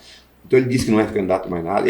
Agora tem que falar a real de hoje, né? Ele não foi candidato na última, ele não apoiou ninguém, ele não participou. Que eu me lembro, eu não vi ele participando de nada nessa última eleição. Na outra ele foi até candidato, na 2016. O Serginho trabalhou muito tempo no pronto-socorro, né, municipal. Já não era pronto-socorro. Era pronto-socorro ainda. Era pronto-socorro. Ainda era ali onde é a unidade da Unimed hoje. Mas ele fazia o quê lá? Ele era o responsável, o diretor do pronto-socorro. Ele trabalhou como diretor. E assim, o Serginho é uma pessoa muito cordata, muito hábil na conversa. Não adianta, porque tem coisa que ele não vai. Mas não é ele, não, nenhum de nós. É o que nós falamos aqui agora. Não vai.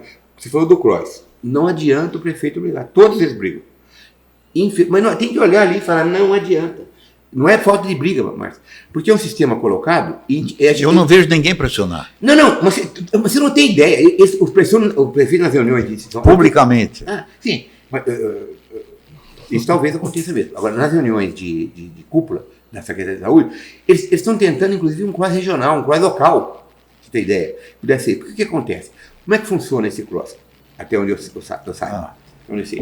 Eles recebem, vem o paciente lá para ser regulado, chama. É a regulação. Você manda todo o relatório do médico sobre aquele paciente, isso todas as cidades, né, claro. E manda todos os exames, e lá no CROSS, segundo eles informam, eles fazem uma análise de prioridade. O fundamento no quê? Naquela documentação. Sim. Claro. E aí, se você me perguntar, eu, por exemplo, acho muito estranho, por Ribeirão Preto, por exemplo, toma quase todas as vagas do CROSS.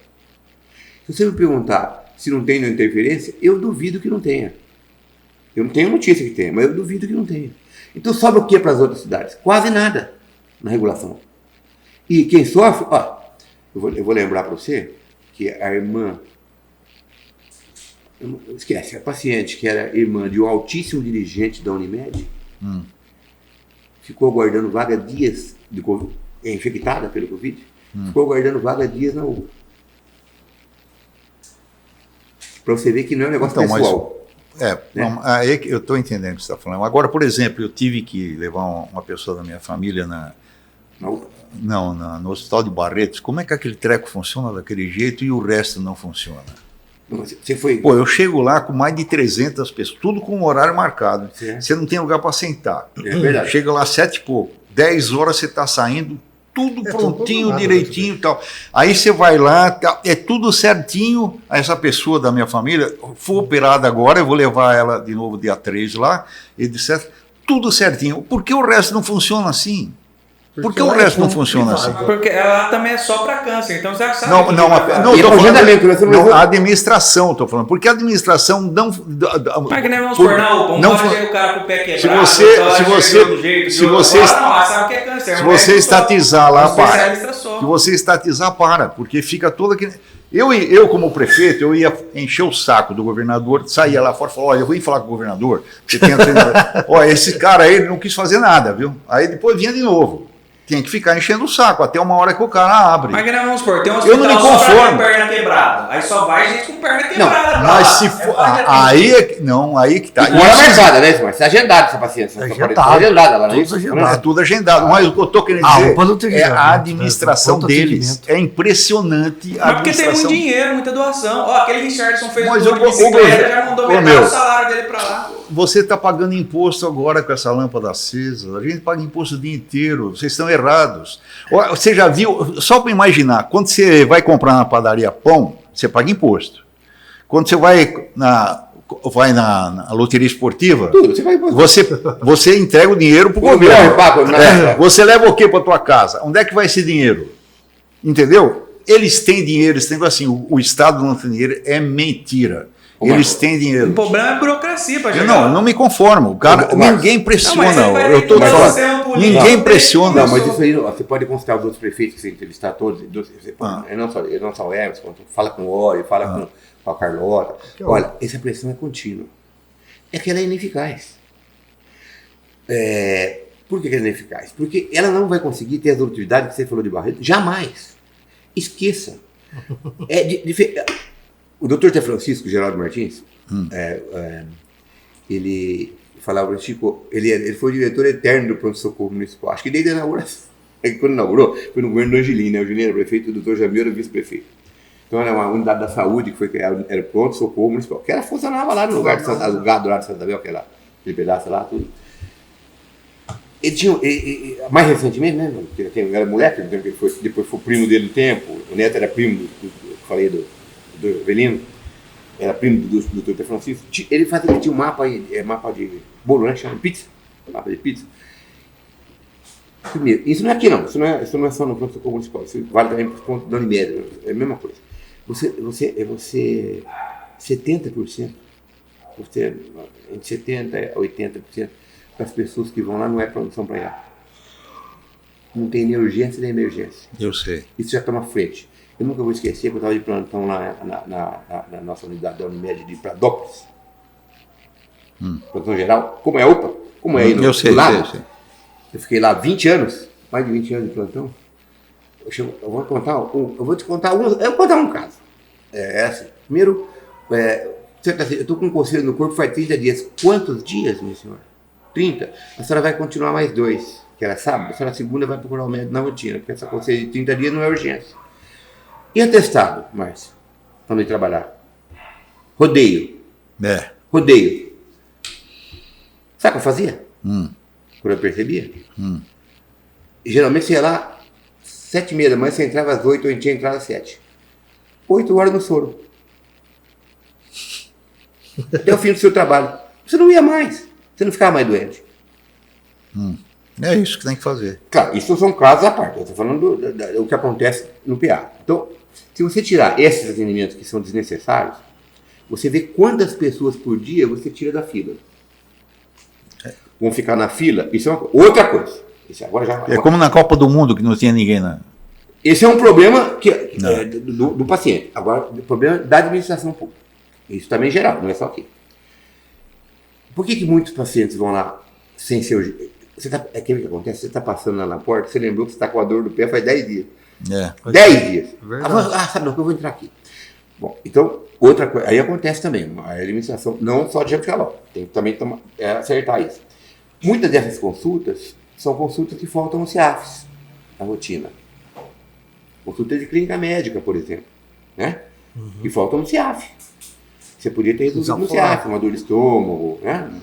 Uma dor muscular que não tem a ver com fratura, entendeu? Deixar ali realmente para urgência mesmo. Você teria ser atendido no CIAF, né? Pelo clínico, e você não iria no PA. Isso qualquer cidade, qualquer sistema, seja ele de plano de saúde, seja ele público, isso é uma realidade. Eu trabalhei mais de 20 anos, mais de 20 anos na unidade da Unimed. Só ia quem tinha plano, você tem ideia. Você não, Márcio, mas se não fosse trágico, seria cômico. Você tira 70, veja você a resolutividade como é que resolve. Você ficando com 30% das pessoas que vão lá. Consertando, claro. E tem aí, e não adianta, porque a medicina não está imune ao mal profissional. Não é porque é médico que não... Não, a minha profissão está cheia de caração. Qualquer profissão não está imune ao mal profissional. Nós tínhamos na prefeitura municipal, profissional, que não colocava a mão nos pacientes. Pois é. Um dia eu falei para a Carlota, ela chamou todo mundo, você perdeu o tempo. Chamou todo mundo aqui para pegar 2. Chama os 2. E se não andar na linha, você manda embora. Você faz processo administrativo. Então a medicina não está isenta disso. Tem também os maus profissionais. Então, se você tratar de cada assunto de per si, você não vai. E se alguém. Eu fico admirado, o seguinte. Você não me vai ver na unidade de saúde fazendo como vereador. Você não vai ver. Porque eu não vou resolver. Então, não é uma boa. Eu não vou resolver a situação. Agora, se alguém me liga, o munícipe, e alguma coisa que eu possa conversar com um colega, eventualmente, sem filha ética, e saber de notícias, saber o que está acontecendo, e passar para... Isso é outra conversa. Agora, já teve vereador, não vou falar nome nem amarrado, que não é mais vereador, mas que queria indicar para o médico fazer uma ultrassom da paciente. Não dá, Márcio. Não é possível, Márcio. Não faz sentido, querido. Mas não é? Ou como o médico vai ter... Agora, a educação você não aprende na faculdade de medicina. E na faculdade de direito, na faculdade de educação, de sei, mas... E você aprende no berço, tratar bem o paciente, falar, olhando nos olhos e tratar como gente que ele é, você não é só mais nada. Mas olha, eu acho que tudo isso é consequência da população. Sim. Por exemplo, aqui tem 28 conselhos municipais. Vê se a população está interessada. Olha, vem aqui na Câmara Municipal, que o Conselho Municipal de Saúde está aqui para... Aí chegavam lá, na reunião para... Nós vamos ouvir a população, ficar um jogando confete no outro. É difícil, né? Não resolvia nada. Então, aí que está, a própria população, ela é responsável pela situação que ela está. A própria população, você falou uma frase, eu já conheci a frase, mais uma vez você falou uma famosa frase que eu já te falei, como é que cada um vota... Nos iguais. Cada um vota nos iguais. É isso.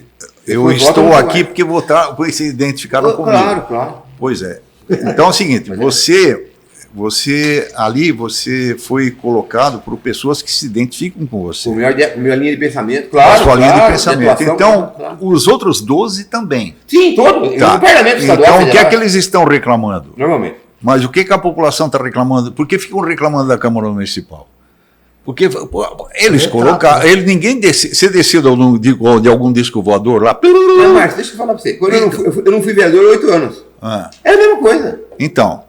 A reclamação era mesmo. Você não foi 8 anos? 2 mandatos, dos 9 que eu disputei, eu perdi 2. Então, por 2 mandatos, eu não fui vereador. Então, e as reclamações continuaram as mesmas.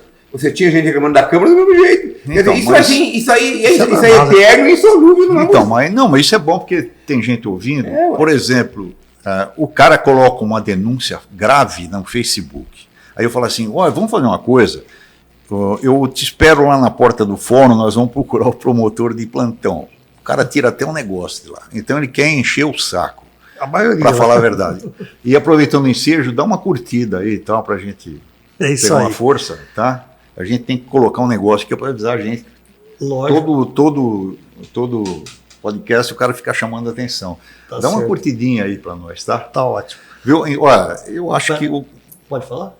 Hã? Você fica muito bravo comigo? É nada, porque nós estamos estourados o tempo. já eu faz sei. tempo. Não, mas aí que tá. E outra. Eu tenho que Até chamar o faltou Edu coisa. umas 30 vezes. Mas olha, eu vou falar, sabe o que acontece? Conversar, a gente, se ficar aqui, a gente vai conversar de muitas coisas, porque eu acabei sendo testemunha da história, né, Mário? De Não, Força foi Jovem. certo. Não, Força Jovem. a hora que você falou que Graças estava a lá Deus. desde 88, eu falei, o negócio do CEPREM, ele vai saber. Exatamente. Então, assim, é muito bom esse bate-papo. E outra coisa que acontece muito, que o Márcio está falando aí, é o seguinte, são denúncias, né, cara? É assim, e sabe o que acontece? E às vezes você acaba até condenado.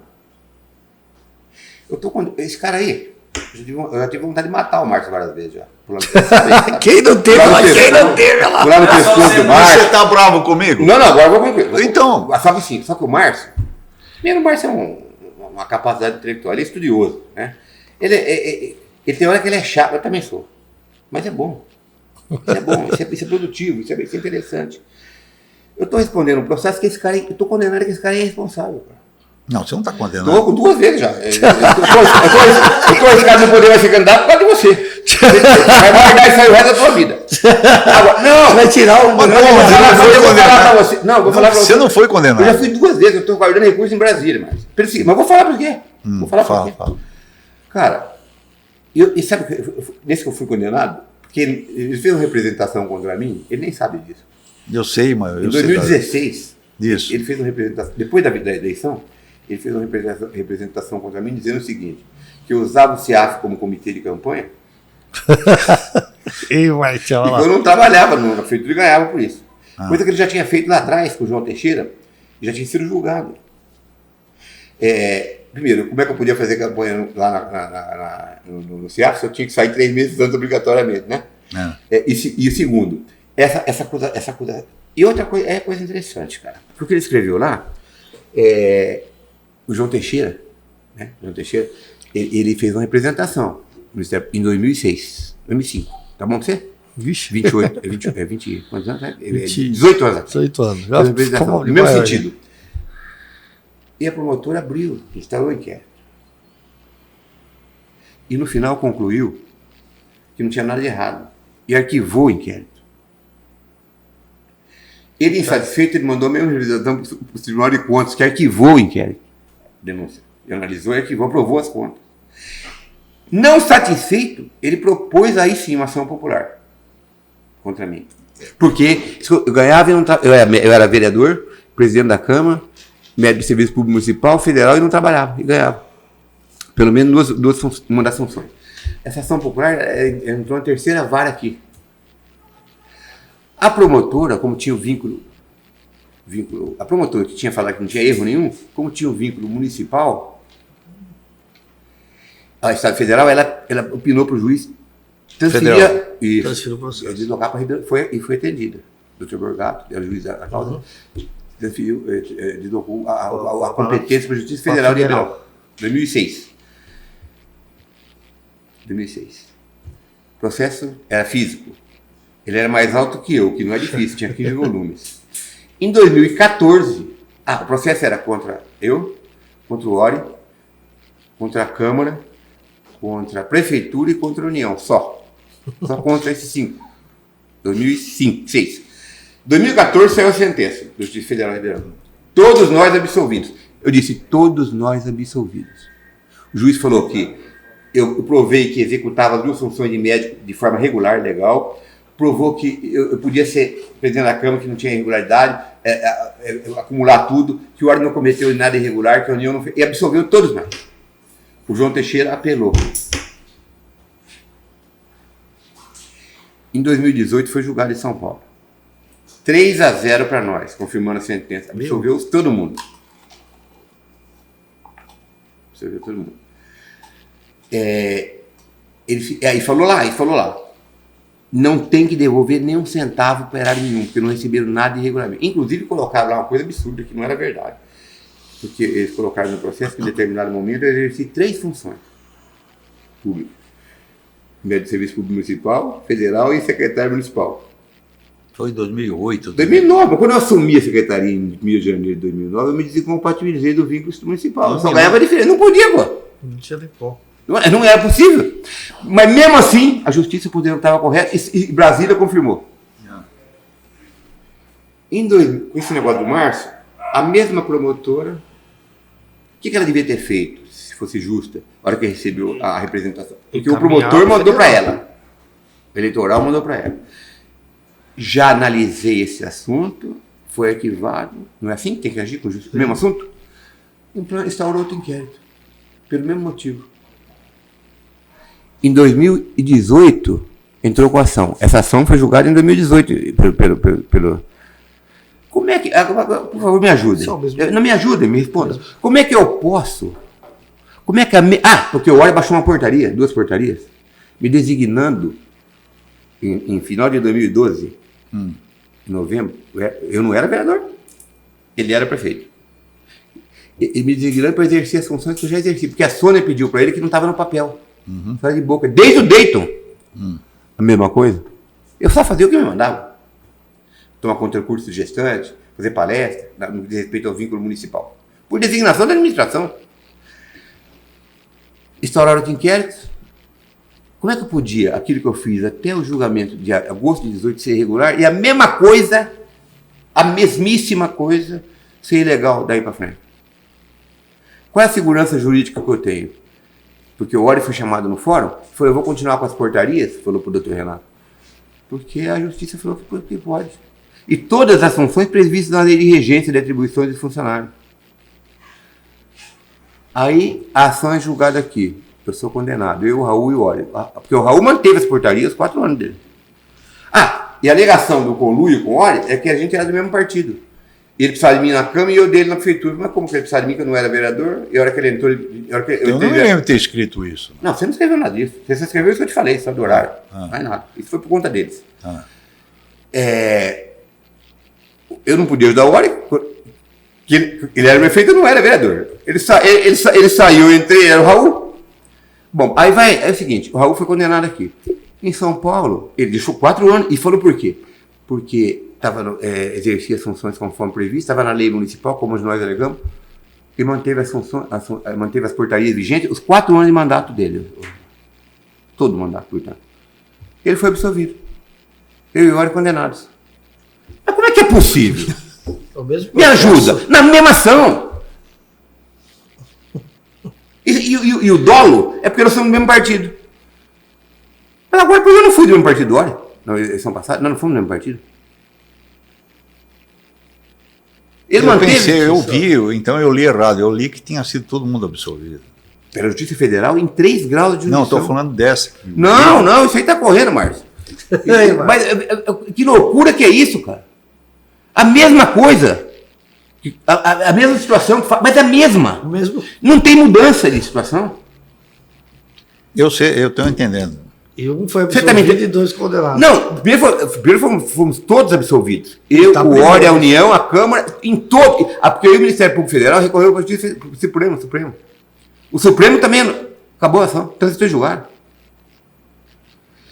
Qual é o secretário, na hora que foi o promotor, aí passou o promotor o inquérito, a promotora foi embora, passou o promotor. E chamou o ORE lá para depor, junto com o Leonardo, doutor Leonardo, que era secretário jurídico. O doutor Leonardo explicou que eles não iam revogar as portarias, porque estava de acordo com o que a Justiça Federal decidiu, e de acordo com a lei municipal. Ora, se você está exercendo uma função que a Justiça Federal falou que você pode, está correto, como é que você deixa de exercer? Por que motivo? Qual é a segurança jurídica que você tem? Qual é a segurança jurídica que você tem? A quem que você vai obedecer? Me ajuda aí. E mais uma coisa, em nenhum momento o promotor me chamou para parar de exercer, para me propor isso. Para porque tá ilegal. Eu teria parado? Lógico. Ele não mandou separar. Não, ele chamou o ORE falou que não ia parar. Porque a justiça tinha falado e a lei previa. Então Márcio, o que acontece é o seguinte, especialmente na presidência, viu, Gê? O que acontece? Você tem hora que tem gente sem voto que quer mandar. Eu, quando perdi as eleições, eu saí e fui para casa. Eu não fui eleito para legislar e nem para executar nada.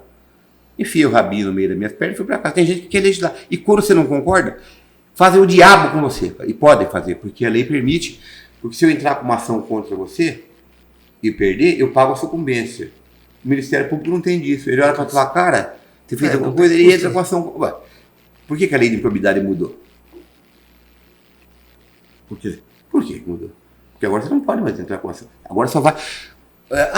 o Márcio, ele não cometeu um crime, ele não roubou nada. Mas não pode fazer isso que ele fez. Eu entendo que não pode. Você é culpado. Uhum. Você não tem dolo. Eu te condenar por culpa. Uhum. E aí foi como é o nome do Sadenberg, né? Que foi quando foi editada a lei, disse que ele foi até a... Nossa, gente, a lei agora ficou difícil de cumprir. O promotor vai ter que provar. Mas essa é a única obrigação que ele tem, ele é pago para isso. Para provar que a pessoa cometeu o crime. Essa é a obrigação dele, é só essa. Uhum. Não pode, eu não posso falar. E aí é o seguinte, Márcio, e aí você procura depois na história, caso dos irmãos Naves, irmãos, caso da escola de base lá em São Paulo, mais perto de nós, mais recente. Analisa. O caso lá de Curitiba, daquelas duas foram presas porque usaram uma criança numa macumba aí que era mentira. E outras tantas que nós estamos vendo agora, tem gente que não gosta de escutar isso, porque acha que a gente... Da Operação Lava Jato, famosa Operação Lava Jato. Nossa, eu vi uma ontem. Vai vendo! A pior coisa... Mas vai ter que deixar para outro podcast, tempo excedendo. Enfim. Então isso acontece na nossa cidade, acontece em toda a cidade.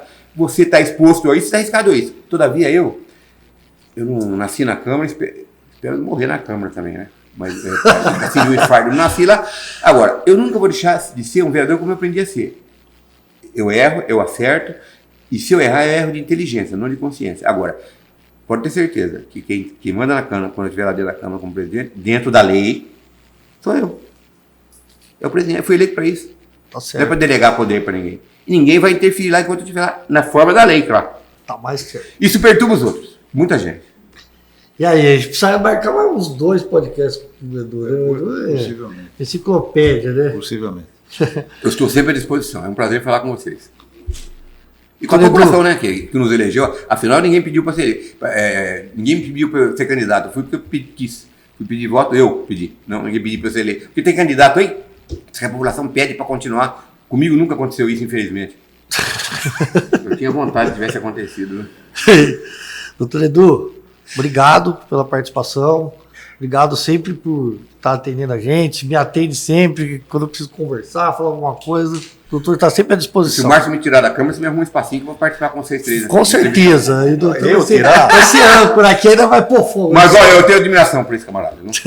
Não, mas eu já falei na outra vez que ele falou... Ele que reclamou? Não, ele falou que eu estava puxando o saco. Eu vi, eu assisti. Não, mas realmente é verdade. Eu acho que... Ô Márcio, eu sou um ser humano comum, falível. Passou pano. A infalibilidade é atributo exclusivo da divindade, né? Acabando de passar a Semana Santa, e mesmo Jesus Cristo colocar na cruz. Quem somos nós, simples mortais? A gente erra e acerta. Eu sou um eterno aprendiz. Agora, depois que eu formo a convicção, eu assumo a minha posição. Eu também. Assim. Obrigado, Márcio. Obrigado, Edu. Obrigado, Jabuticabal. Abraço a todos. E até a próxima. Valeu.